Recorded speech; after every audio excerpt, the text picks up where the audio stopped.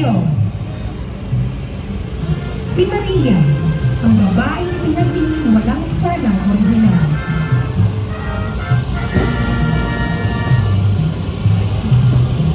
Araw ng kapistahan, tuwing ika-8 ng Disyembre.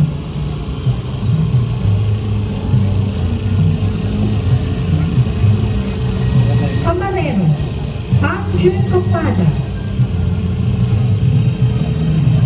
Immaculada Concepcion. Ipanalangin mo kami. La Inmaculada Concepcion de Malabon.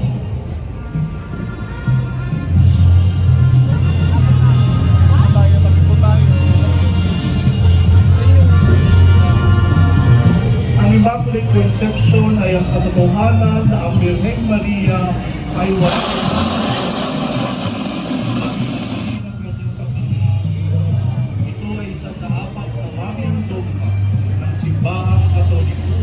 kanyang kapistahan ay tuwing December 8. Ang Camarero ay si Jefferson Fernando. La Inmaculada Concepcion de Malabon. Ipanalangin mo kami.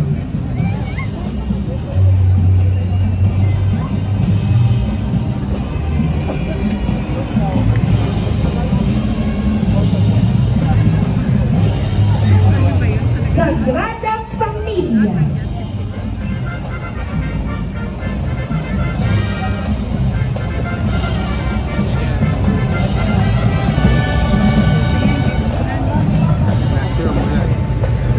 Jesus, Maria at Jose, ang banal na mga anak, ayon sa kaloob ng Diyos, ang Espiritu Santo ay nagluwa ng isang batang lalaki, si Jesus. At ayon din sa kaloob ng Diyos, si Jose ay ang tumayong ama ni Jesus sa lupa. Araw ng kapistahan, tuwing ika-26 ng Disyembre. Camarero, Joshua Rey Esgo at James Regala. Sagrada Familia. Panalangin mo kami. Dadako na po tayo sa mga imahe na nagmumula sa mga pamilya at parokya. Maria Auxiliadora de los Cristianos de Malpa.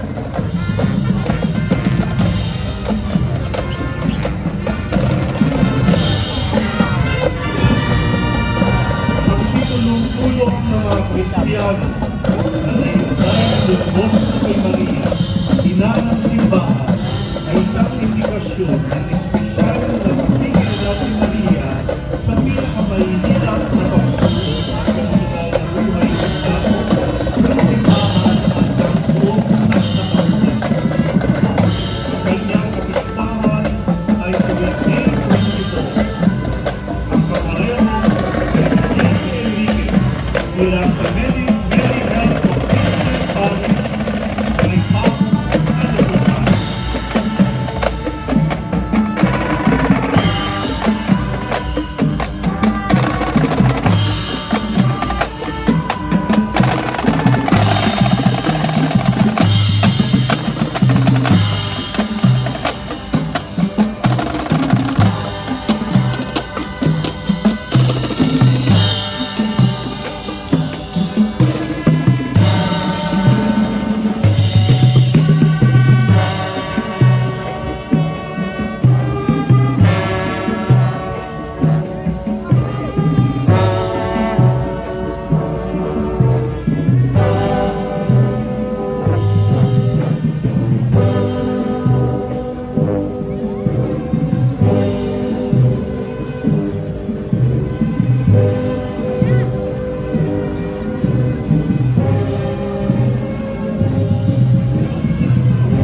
Auxiliadora de los Cristianos de Maypaho.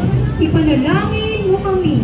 Maraming salamat po sa delegasyon mula sa parokya ng Mary Health of Christian Maypaho, Caloocan. Palakpakan po natin sila.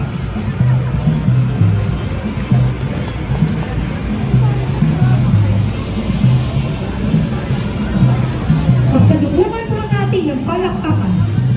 Nuestra Señora de la Paz, Apong Maria de Manila.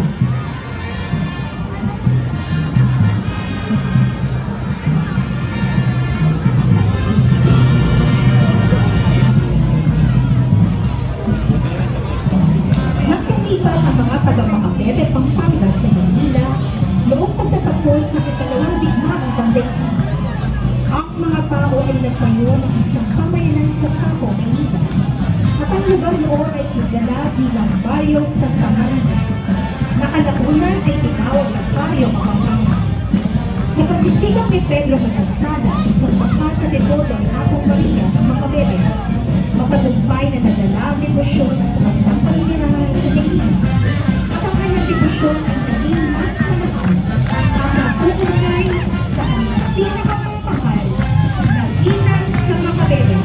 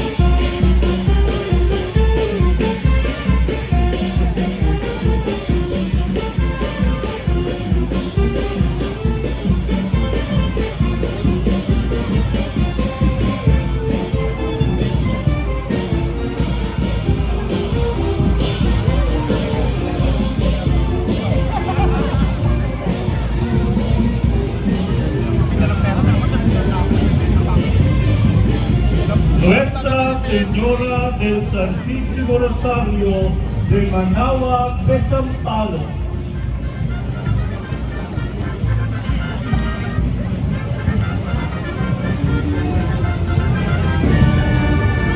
Si Felipe Sikat Legazpi, tagapagtatag ng kapilya, ay nakatagpo ng isang walang ulo na imahe ng mahal na ina sa kanyang likod bahay.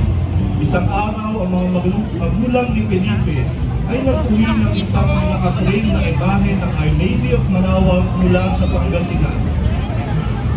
Nakapag nilagay sa likod ng walang ulo na rebulto. Kaya nagsimula ang debosyon ni Felipe sa Our Lady of Manawag, patrona ng mga taong bayan ng Manawag, Pangasinan. Nangako siyang ibabalaganap ang debosyon sa Our Lady of Manawag. At hindi nagtagal, lumagsak sa pansamantalang kapilya ang mga tao mula sa lugar na mayroong higit 2,000 residente. Gayon din ang mga kalapit na lugar sa Sampalo na may populasyon na higit kumulang 150,000 sa pansamantalang kapilya para maramalan ang mahal na bilhin ng Manawag. Ang kanyang listahan ay tulungan ng milyon ng Miyerkules pagkatapos na linggo ng pagkabuhay. Kamarero, wala din mga chapel, Felipe Legazpi Foundation Incorporated. Maraming salamat po sa mga delegasyon na nagmula sa Our Lady of Manawag Chapel, Felipe Legazpi Foundation Incorporated.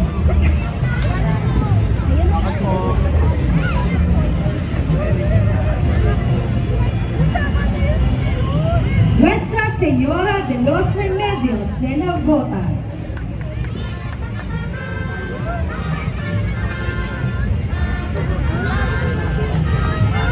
Sa isang kunting pamayanan sa Navotas, ay kanilang pinipintakasi at minamahal ng lubusan ang inang Pangulunas. Ayon sa ilang pag-aaral, pinaniniwalaan na ito patrona ng lungsod ng Navotas mula sa lumang librong Argo Ingata ng Pandiosesano, Dambana at Parokya ng San Jose de Navotas. Pababasa sa isang pahina nito na ang mga imahe nila San Ildefonso at San Roque ay nasa magkabilang gilid ng retablo na ngayon ay nakalaga na sa kanilang sariling parokya. Sa gitna ay ang imahe ni San Jose at sa taas naman ay ang imahe ng Birhen ng Remedios. Pinaniniwalaan na ang patrona nakalagak sa loob ng mga parokyang nito, bagamat walang matibay na basihan, ay napulot sa tabing dagat na nagmula sa parokya ng San Jose.